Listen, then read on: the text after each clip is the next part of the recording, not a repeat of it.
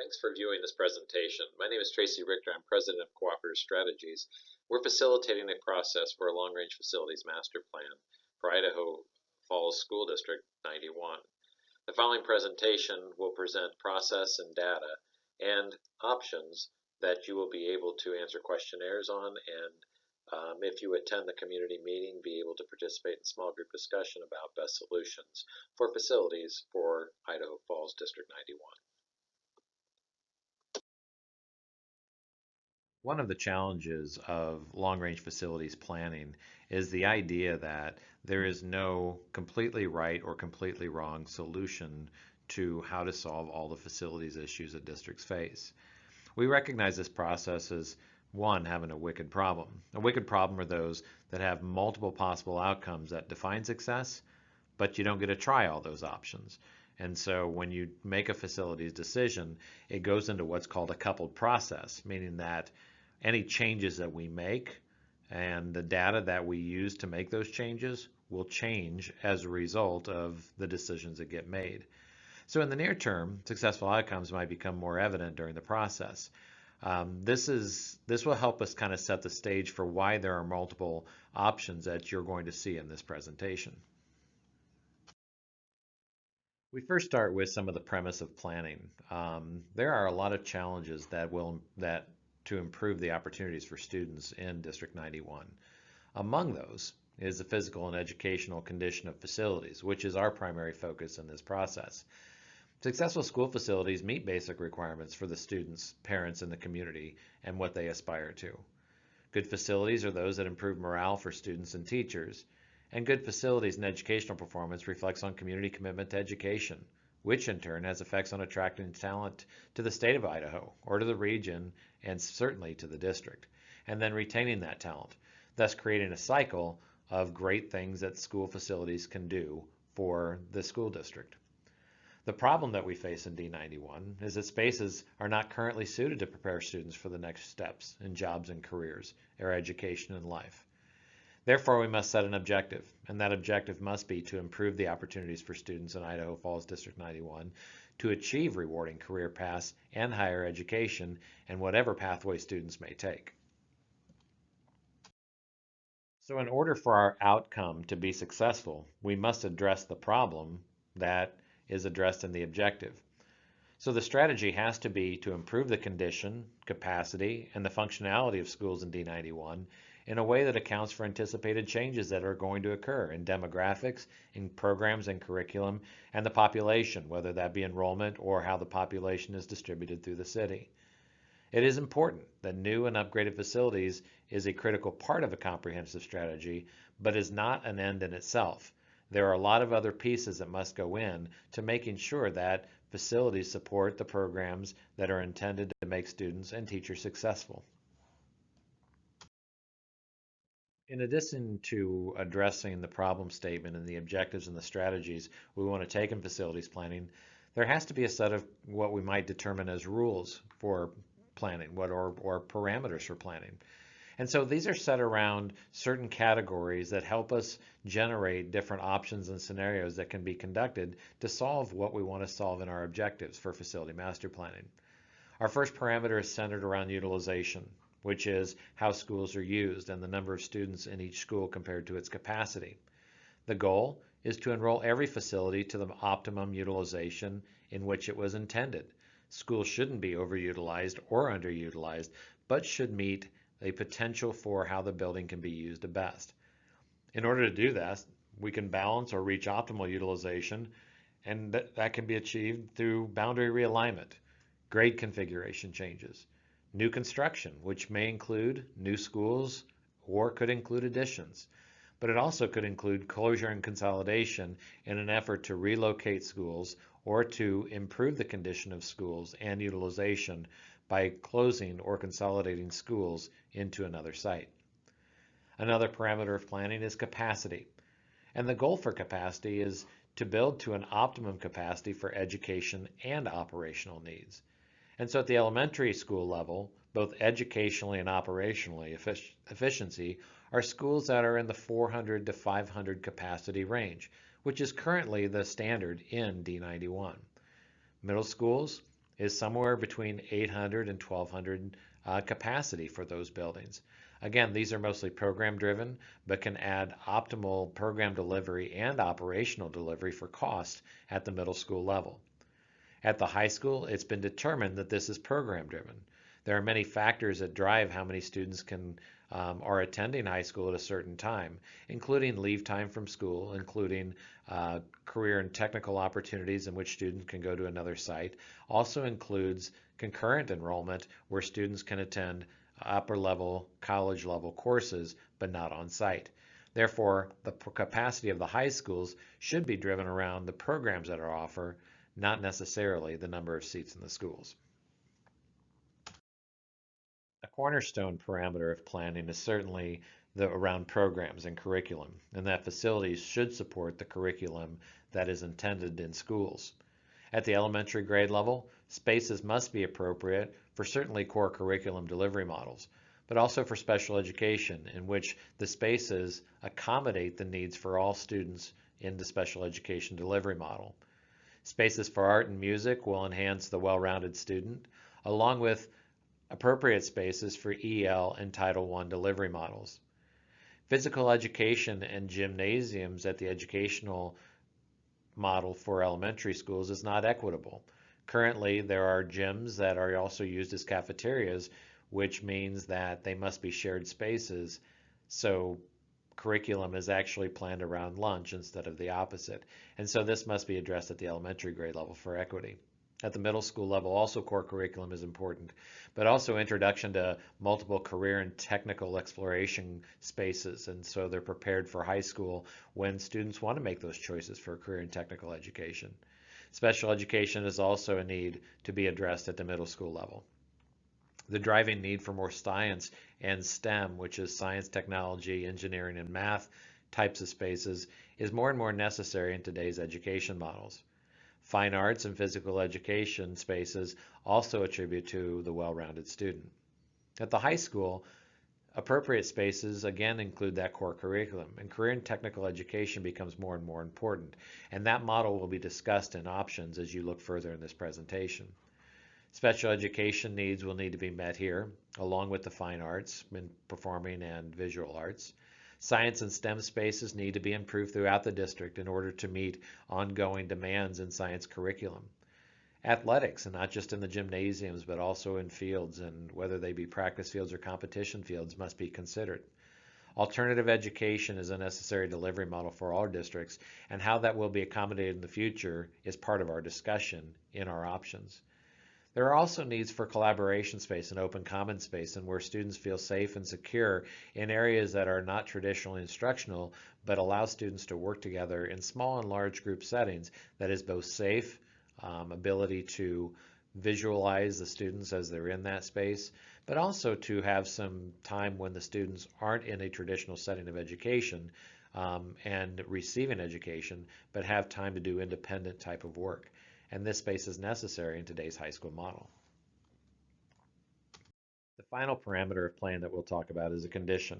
The goal is to improve the physical condition of each school with all available funding sources, which means that the funding sources just don't need to come from bond projects, but they also can come from the maintenance budget, and they can also come from general funds that the district may have for expenditures on facilities.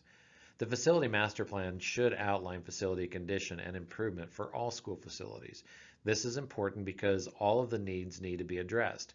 The idea behind a good facilities master plan will be that once they are all addressed, then there can be a prioritization model that aligns to district curriculum goals, district capacity and utilization goals, condition goals, and certainly the funding goals and the ability to pay for projects as time permits. When should renovation costs be consideration for replacement of buildings? The general rule is that when the renovation cost of a building exceeds 2/3 the cost to replace that building, replacement will be considered in this case. Those dollars will have longer life expectancies than they would in simple renovations, which could lead to cost efficiencies in the long term. By visiting the district website on the facilities master plan process, there is a multitude of informational sources that the public can use to help in making decisions and reviewing those options. Included in those are projected enrollment not just by district and by grade, but by school. You can also review the condition of schools, which shows you the renovation cost of the physical replacement of the existing building. The renovation cost only considers renovation of systems to operate the building.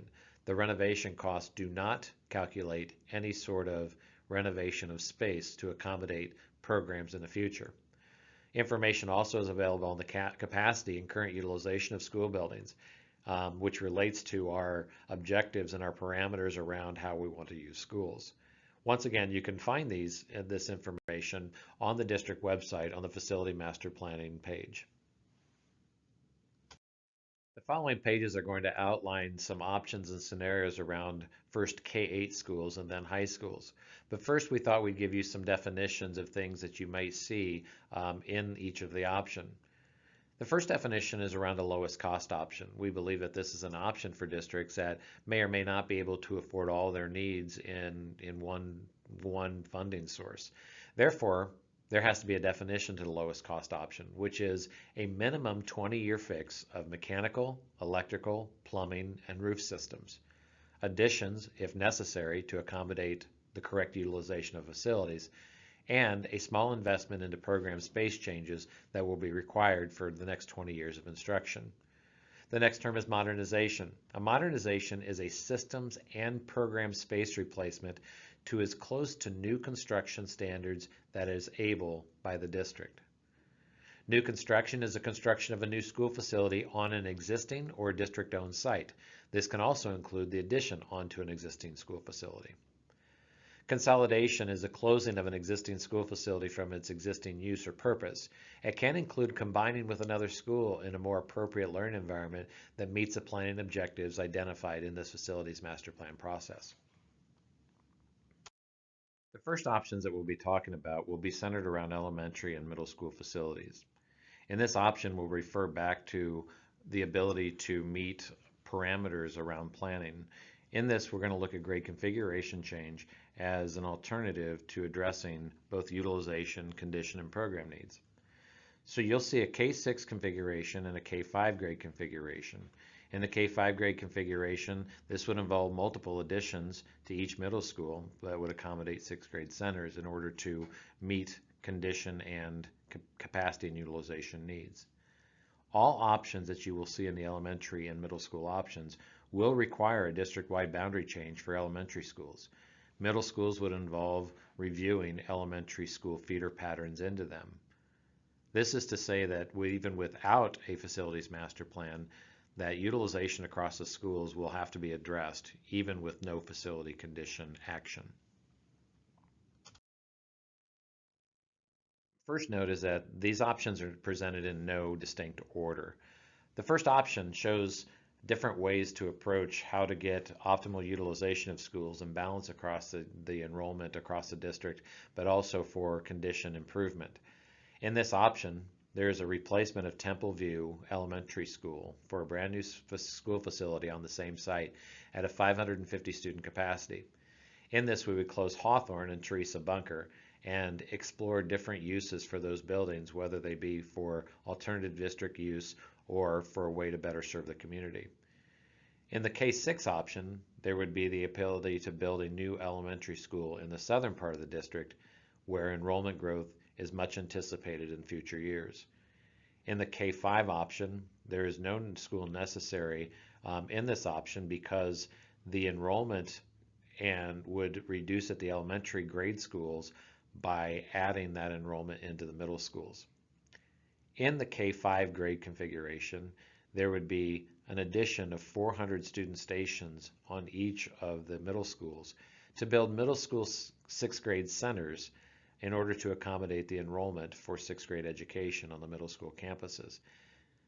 The reduction of 800 students at the K5 grade level would mean there was capacity across the district in the existing elementary schools. The second option looks very similar to option 1, but looks at some other possible configurations in order to accommodate the utilization and balance of school enrollment across the district. In option 2, the option to replace Templeview at 550 still exists. This would also look to close Hawthorne, but to repurpose Teresa Bunker as a district-wide elementary magnet program, therefore having enough seats in the elementary grade level in a K-6 configuration to not necessarily need a school built in the southern part of the district.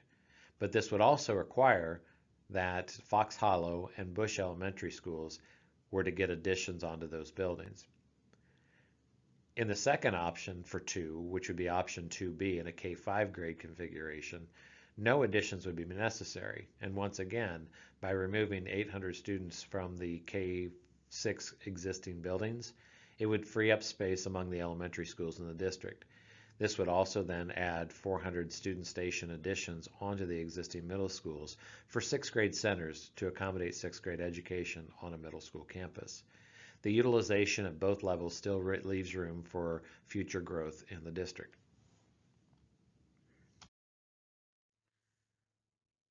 The third option presents yet another view of how to optimally balance utilization and enrollment across the district for K-5 and 6-8 or 7-8 middle schools across the district. In this option, this would close Templeview Elementary.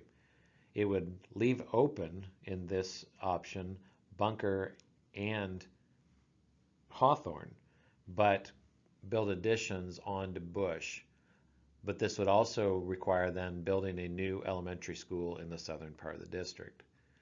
This would also, though, leave schools below what the district feels as standards for educational and operational efficiency for the size of schools in some cases.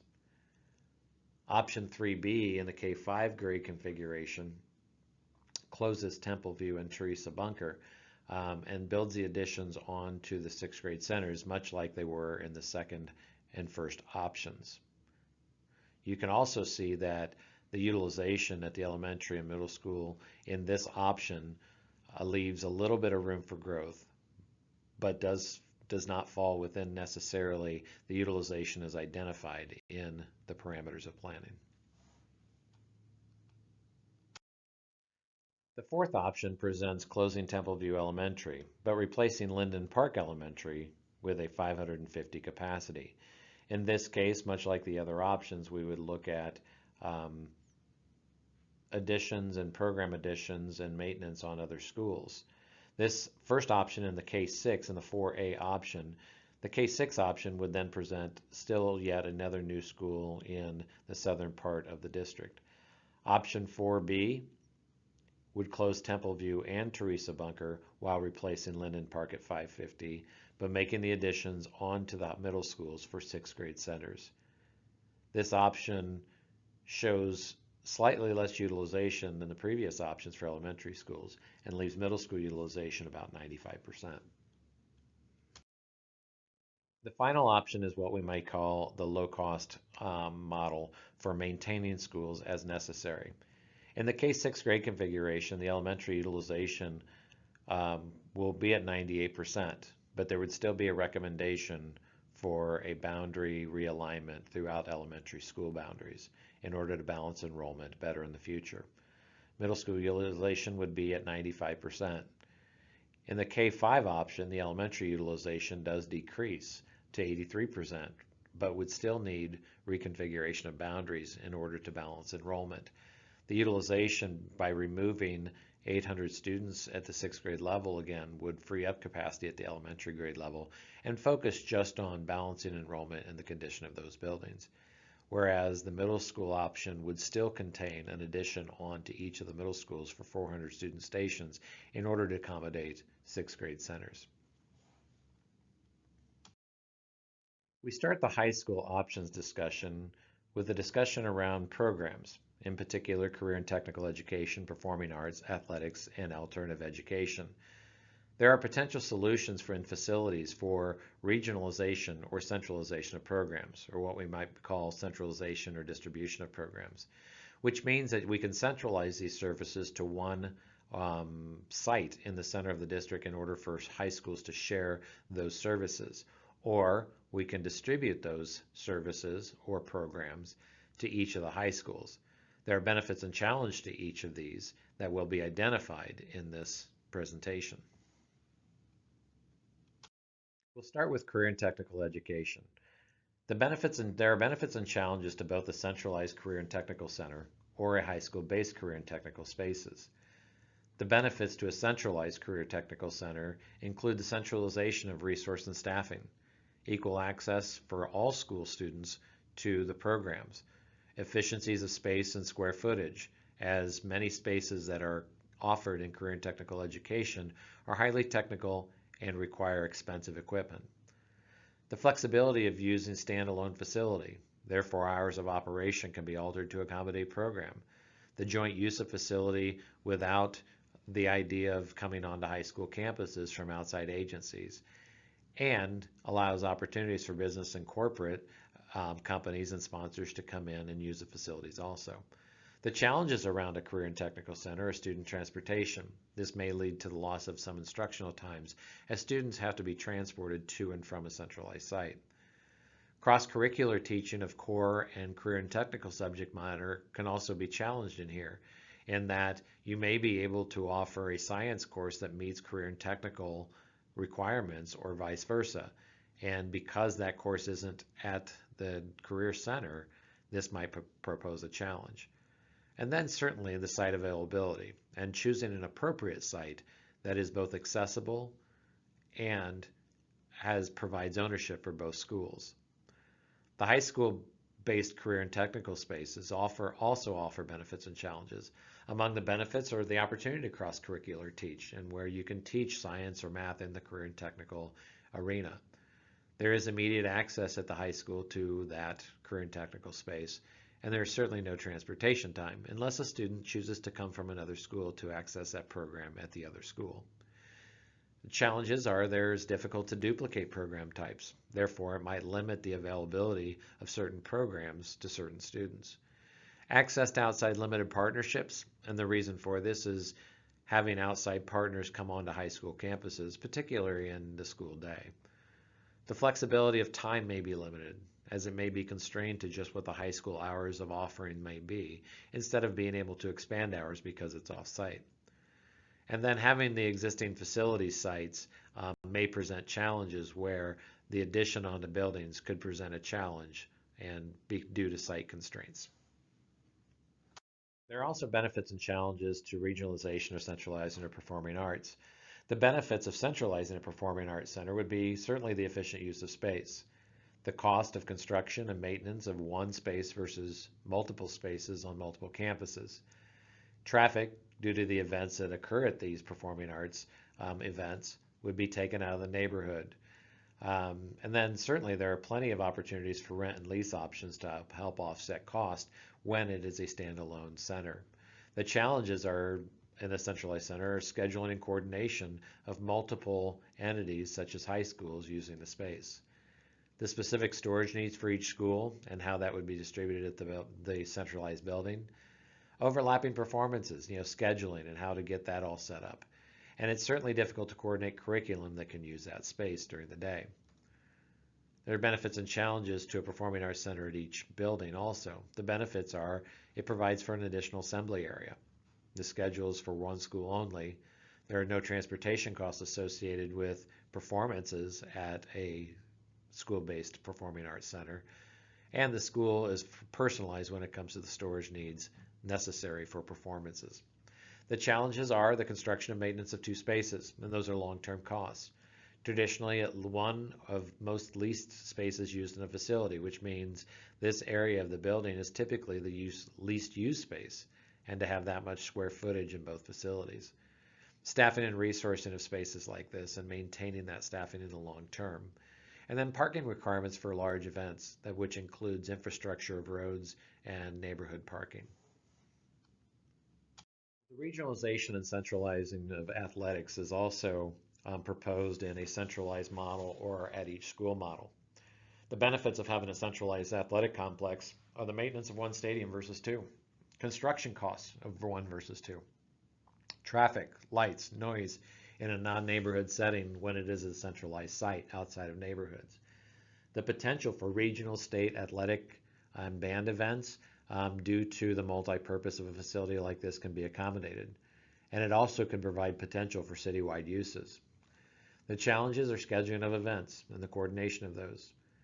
Technically, no school would have a home field, which could lead to school pride. Transportation for students for competitions, and then certainly storage and transport of equipment for each high school. Each high school then athletic complex has benefit and challenges also. The benefits of having, quote, a home field. Students stay on site for competition, and certainly equipment and storage is at the school and can be maintained at the school. The challenges are the construction and renovation and maintenance of multiple fields across the district. And certainly there's limited space availability for all high school athletic programs at Idaho Falls High School. The last idea around high school options planning is that there are certain options that can happen at each high school campus that will allow for long-term program improvement, facility condition improvement, and certainly balance of utilization of schools.